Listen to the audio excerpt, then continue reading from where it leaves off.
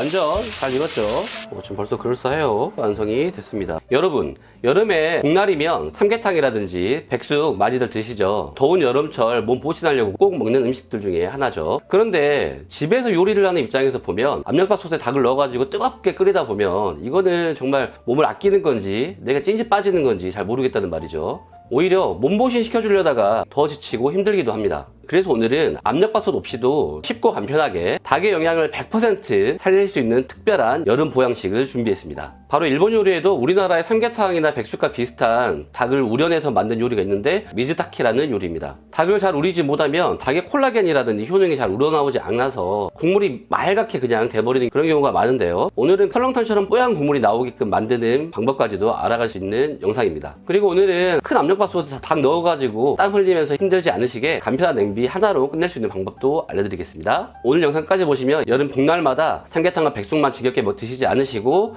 맛있는 닭 전골로 먹는 손님 초대 요리까지도 알아가실 수 있게 될 겁니다. 꼭 마지막까지 영상 시청하시길 바라겠습니다. 그럼 바로 시작해 보도록 하겠습니다. 자, 오늘 재료들인데요. 우선 육수를 낼 닭봉, 이렇게 붙어있는 닭 날개, 그리고 닭 다리 뼈 제거되어 있는 다리살입니다. 양파, 원기 회복에 좋은 부추, 양배추, 이렇게 마늘, 그리고 대파까지 이렇게 들어갈 거고, 전골을 마지막에 만드실 때 버섯 같은 경우는 추가적으로 하셔도 됩니다. 우선은 기본적인 재료만 소개를 해드리는 거예요. 가장 먼저는 닭 날개를 손질을 해야 되는데요. 닭 날개 보시면 이 끝부분은 살짝 이렇게 빨갛게 피가 몰려 있습니다. 이 피가 몰려 있는 부분은 잘라서 버릴 거예요. 여기만. 이 끝부분은 잘라가지고 이렇게 제거를 해주시면 됩니다. 그리고 이 중간에 봉이라고 하죠. 닭 봉과 날개 부분에 가위를 살짝 넣어가지고 넣은 다음에 이거를 이렇게 반대로 이렇게 비틀면 여기도 이렇게 약간 피가 나올 수가 있거든요. 이 피도 한번 헹궈주시면 좋습니다. 네, 하면 이렇게 뼈가 갈라지거든요. 이 뼈가 갈라진 상태로 이렇게 가위질을 해가지고 이렇게 닭봉과 닭 날개가 분리가 되게끔 해주시면 됩니다. 이거 닭 날개 끝부분은 버리시고요. 이 옆쪽에 있는 좀 새끼 날개도 제거하시면 됩니다. 이렇게 피가 몰려있는 날개 끝부분들은 다 제거하시는 게 좋아요. 그리고 이 어깨 부분도 이렇게 피가 좀 뭉쳐있는 부분들은 물로 헹구신 다음에 하시는 게 비린내가 덜 납니다. 이 뼈 부분도 이렇게 되면 헹구셔야 되고 이렇게 하얀색 부분만 남아있어야 됩니다. 나머지 부분들도 동일하게, 솔직히 많이 하다 보면은 그냥 가위 넣어가지고 뼈 살짝 이렇게 돌려가지고 바로 할 수도 있습니다. 이렇게. 그럼 바로 똑같이 되거든요. 처음 하시면 잘 모를 수 있으니까 그 부위를, 이 닭 날개를 넣는 이유는 이 닭 날개는 지금 보시는 것처럼 뼈가 많기도 하고 콜라겐이 많아서 뽀얗고 진한 국물을 내기에 가장 적합한 부위 중에 하나입니다. 양식에서는 육수에 닭발을 넣기도 하는데요.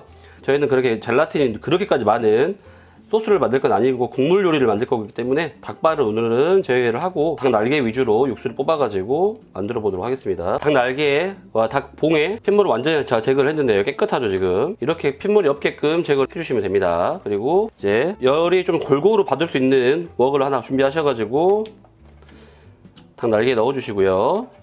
닭 날개랑 봉은 살이 좀 적기 때문에 국물이 좀 빨리 나오는 편이거든요. 그래서 이 닭 봉과 날개를 사용하는 겁니다. 뽀얀 국물을 내기 위해서 한 가지 팁을 알려드리자면 여기에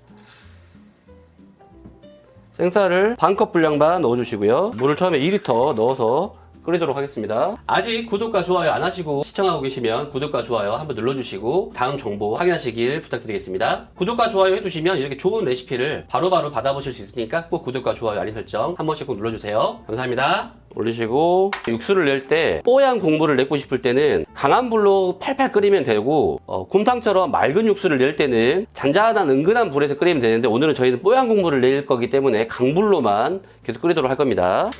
자, 강불로 끓이도록 하겠습니다. 이제 그동안 재료 손질해 볼 건데요. 이 닭 다리살 같은 경우는 이 껍질 부분을 불량이 나게끔 구워 볼 건데요. 닭 다리살, 이 닭 껍질 부분 쪽이 하늘로 가게끔 이렇게 닭 정리를 한번 싹 해주시고, 껍질을 잘 펴주시는 게 중요합니다. 우리나라 같은 경우는 닭 손질을 잘 해주는 편이라서 국내산 닭 다리살을 샀을 때는 따로 손질을 더 할 필요는 별로 없는데, 브라질산 같은 경우는 뼈라든지 그런 게 남아있기 때문에 살짝 또 손질도 해주셔야 되는 번거로움이 있을 수 있어요. 하지만 브라질산 닭이 좀 두껍긴 두껍습니다. 닭이 크다 보니까. 그리고 이렇게 닭에 담겨있던 이런 용기 씻으실 때 오염이 일어날 수 있으니까 싱크대에서 강한 불로 틀지 마시고 살살살 하셔가지고 헹구시고, 다 헹구신 다음에는 가장 중요한 거 싱크대 퐁퐁으로 잘 닦으셔야 됩니다. 그래야 교차 오염이 일어나지 않아요. 우선 이 닭 껍질 표면에 있는 수분기를 이렇게 키친타올을 이용해서 최대한 수분을 잘 제거해 주세요. 껍질 부분을 구울 거기 때문에 수분이 있으면 기름이 나오면서 막 튀어버리니까 잘 제거를 이렇게 해주시면 되고요. 여기에 칼을 가지고 살짝씩만 두꺼운 부분만 이렇게 구멍을 내주시면 됩니다.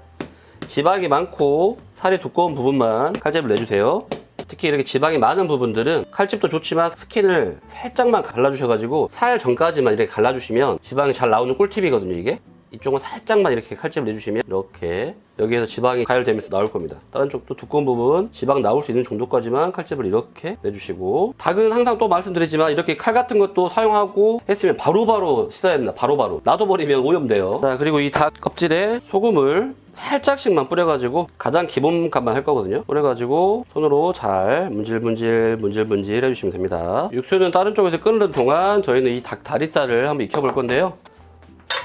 닭 다리살 익힐 때는 강불로 익히진 않을 거고요. 우선 열 전도율이 좀 전체적으로 좋은 이런 팬 준비하시고, 가장 중요한 거는 코팅이 벗겨져 있으면 이 닭 껍질들이 다 붙어가지고 맛있는 껍질이 다 손실돼 버리니까 코팅이 안 벗겨진 열 전도율이 좋은 팬으로 준비하시는 게 포인트입니다. 그리고 불을 켜자마자 그냥 바닥 쪽을 밑으로 대가지고 올리시고 중불로 구워주시면 됩니다. 살짝 이렇게 손으로 눌러주시면 살이 오그라드는 게 좀 덜하긴 하지만은 이 닭 다리살 같은 경우는 손으로 하더라도 뭘 이렇게 무게로 누르지 않으면 웬만큼 다 오그라드는 편이다 보니까 이렇게 펼쳐주시고, 이것도 바로 식기. 좀 이렇게 이 팬과 이렇게 딱 맞는 이렇게 지지를 해줄 수 있는 팬이 하나 있으면 이렇게 덮어주시고 약불로 틀어주시면 됩니다. 약불로. 이렇게 되면은 웬만큼 다 팽팽하게지겠죠. 자, 지금 닭다리살 익히고 있고 육수도 한번 익히고 있고, 이렇게 닭다리살 이렇게 잘 구워지고 있고요. 닭 육수도 지금 잘 나오고 있습니다. 강불입니다. 강불. 닭다리살은 한쪽으로 우선 치워두시고 혼자 잘 익을 거니까 딱히 뭐 봐줄 필요가 없습니다. 재료 손질해 볼 건데요. 우선 이제 가장 먼저 들어가야 될 마늘부터 꼭지만 따주시고, 오늘 마늘은 통으로 넣거나 다지지 않고 가볍게만 으깨가지고 낼 겁니다. 저번에도 제가 몇 번 보여드린 것처럼 칼날로 톡 치기만 해가지고 이런 식으로 두꺼운 것도 있고 얇은 것도 있고 이런 느낌으로 이렇게만 사용할 겁니다. 손으로 이렇게 하는 게 무서우시다, 잘 조준해가지고 이렇게 하면 이렇게도 되는데, 이러면 막 날아가고 그럴 때가 있으니까 이렇게 손으로 직접 쳐주시는 게 좀 더 안정적이에요. 8알에서 10알 쓰시면 됩니다. 마늘은 이대로 보관해 주시고, 그리고 양파 반개 크게, 전골이니까 너무 얇으면 안 되겠죠. 이런 두께로 크게 잘라주시면 되고요. 스테미너에 좋은 부추도 마지막에 전골 세팅할 때 만들 거니까 이렇게 가지런히 잘라주시면 되고요. 전골은 재료가 풍성해야 되니까.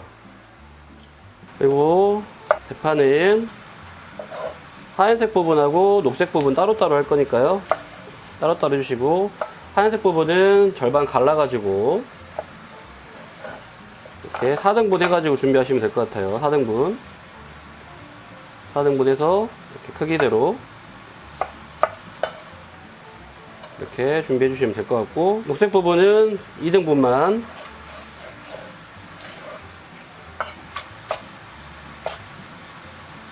그리고 이제 전골에 양배추가 안 들어가면 섭섭하죠. 양배추 각자 전골 냄비에 맞는 정도까지만 양배추는 넣으시면 돼요. 좋아하시는 분들은 많이 넣으셔도 되고, 저는 버섯을 좋아하니까 버섯도 마타리, 표고, 새송이 버섯 준비했거든요. 그래서 마타리 오늘 쓸 양만큼만 이렇게 손으로 뚝뚝뚝 뜯어가지고 한쪽에 놔두시고, 새송이 버섯도 이런 파츠 같은 거 사오시면 손으로 이렇게 자르시면 되죠. 칼질 안 하셔도 손으로 뜯을 수 있죠. 크기에 맞게끔만. 새송이 버섯은 좀 더 모양 내고 싶으신 분들은 그냥 일반 새송이 버섯 사오시고, 저처럼 가성비 좋은 거 좋게 많이 드시고 싶으신 분들은 이렇게 파츠 사가지고 오셔서 드시면 됩니다. 새송이 버섯도 이렇게 한쪽에, 표고버섯은 한 4개 정도 우선 대 제거하시고요. 버섯 대 제거하시고, 버섯 대는 길게 안 하고 이렇게 슬라이스 해가지고 버섯보다 먼저 스키다키 육수에 넣어줄 겁니다. 먼저.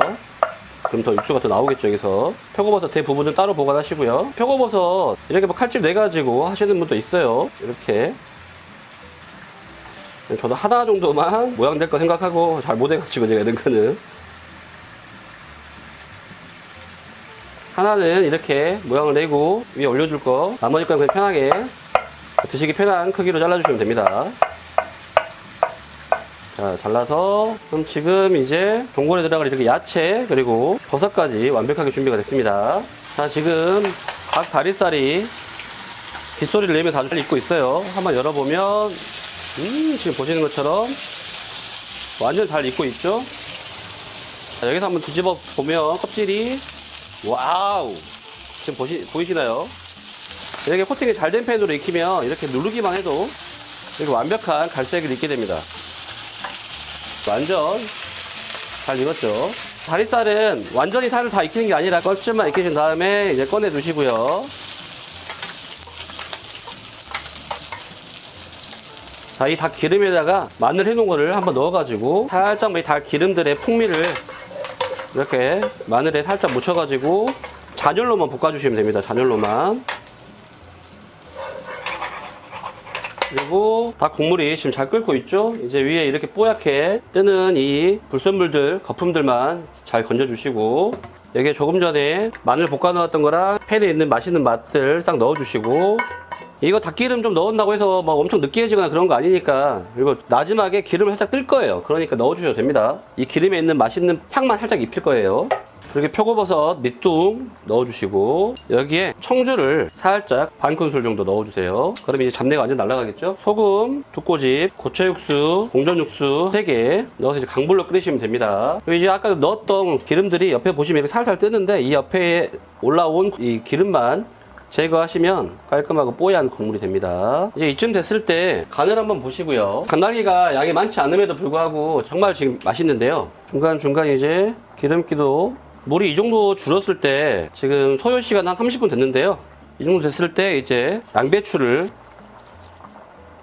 다 넣어주시고, 단맛이 좀 우러나게 할 거거든요. 그래서 양배추 넣어주시고, 양파, 그리고 대파 흰 부분 절반 넣어주시고, 녹색 부분도 절반 이렇게 넣어가지고 또 강불로 끓여주시면 또 은은한 야채의 단맛이 나오면서 되게 맛있는 맛이 나겠죠. 기름 건지는 거 빼고는 딱히 손댈 건 없어요, 중간중간에. 근데 의외로 이게 진짜 손님 초대 요리로 한번 해보시면 깜짝 놀라실 겁니다. 정말 명절에도 해보시면 좋을 것 같아요. 개인적인 추천입니다. 이렇게 뚜껑을 열고 이렇게 팔팔 끓이는 방법이 설렁탕처럼 뽀얗고 담백한 육수가 나오는 방법이니까 꼭 이렇게 뚜껑을 열고 하시는 게 좋아요. 그리고 이렇게 뚜껑을 열고 해야 잡내도 잘 날아갑니다. 자, 우선 옆으로 좀 빼놓고 저희도 소스 만들어 볼 건데요. 양조간장 3개, 하나, 둘, 셋, 미림 하나, 방앗간에서 짠 향이 진한 참기름 하나,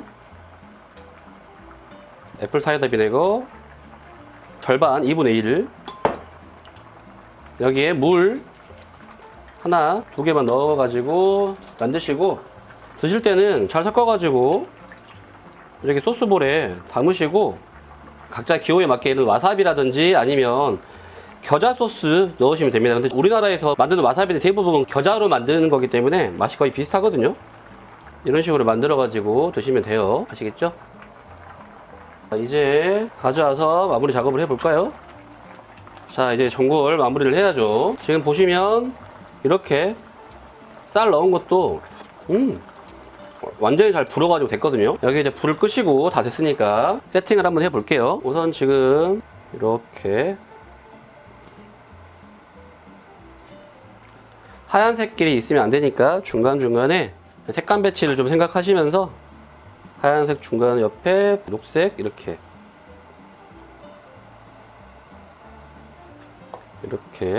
갈색 하얀색을 다 넣어주시고, 그리고 몸에 좋은 부추도 한쪽에 이렇게 지금 벌써 그럴싸해요.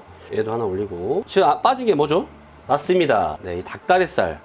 지금 아래쪽은 살짝 덜 익었어요. 살짝 거의 다 익긴 했는데 겉 표면은 이 정도로 잘 익힌 닭다리살 아래쪽이 물에 잠기게끔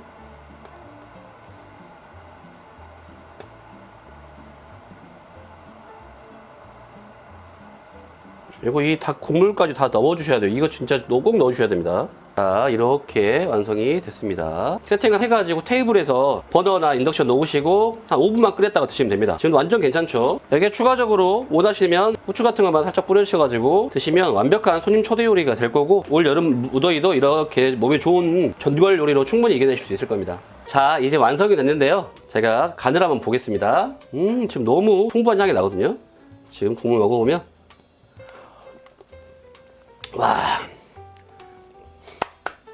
만들어서 드셔보시면 아시겠지만 백숙이랑 삼계탕하고는 완전 차원이 다릅니다. 야채들도 풍부하게 들어갔기 때문에 굉장히 진한 국물 맛이 있고 정말 비린내를 다 날리면서 끓였기 때문에 정말 감칠맛은 풍부하고 비린내는 하나도 나지 않습니다. 이거 정말 맛있어요. 아, 정말 맛있네요, 정말. 이런 초간장하고 먹기 때문에 이 미즈다키라는 전골에는 너무 간을 세게 안 하시는 게 좋고요. 솔직히 저도 예전 여름마다 체력 떨어지고 입맛이 없을 때 삼계탕이나 백숙 자주 먹었는데 매번 같거나 비슷한 맛이라서 굉장히 아쉽더라고요. 그러다 일본 출장 때 이 미즈다키를 먹고 한 입에 반했습니다. 한국에 와서도 굉장히 수십 번 연구를 했던 메뉴이고요. 그러던 중에 오늘 이 레시피를 개발하게 된 건데요. 이 레시피가 딱 제 스타일이었습니다. 진짜 이게 내가 찾던 보양식이구나 하는 생각이 들더라고요. 이거 먹고 나면 한 끼 제대로 먹었다는 느낌이 확 듭니다. 여러분도 꼭 한번 도전해 보시고 댓글로 소감 꼭 남겨주세요. 그리고 오늘 이 사용했던 이 열 전도율 좋은 웍이라든지 닭 다리살 구울 때 썼던 코팅력 좋은 팬 같은 경우는 궁금하신 분들은 영상 고정 댓글란에 정보를 남겨드릴 테니까 고정 댓글 링크 누르셔가지고 확인해 보시면 좋을 것 같고요. 오늘 요리가 여러분들에게 도움되셨다면 구독과 좋아요, 알림 설정 꼭 해주시고요. 여러분이 구독과 좋아요, 알림 설정을 해주시면 이렇게 좋은 미즈다키 레시피가 많은 분들 식탁 위에 올라갈 수 있는 기회가 제공되니까요. 꼭 구독과 좋아요, 알림 설정 해주시길 바라겠습니다. 그리고 로빈의 무료 레시피를 받고 싶으신 분들은 제 채널에 오셔가지고 무료 레시피 신청란에 무료 레시피 신청을 하시면 한 달에 한두 번씩 보내드리고 공동구매 일정까지도 챙겨드리니까 꼭 놓치지 마시고 신청하시고요. 항상 여러분들의 건강하고 행복한 식탁, 저 로빈이 함께하겠습니다. 다음 영상에서는 더 맛있고 좋은 꿀팁들 가지고 찾아오도록 하겠습니다. 끝까지 시청해주셔서 정말 감사합니다. 여기까지 로빈이었습니다. 감사합니다.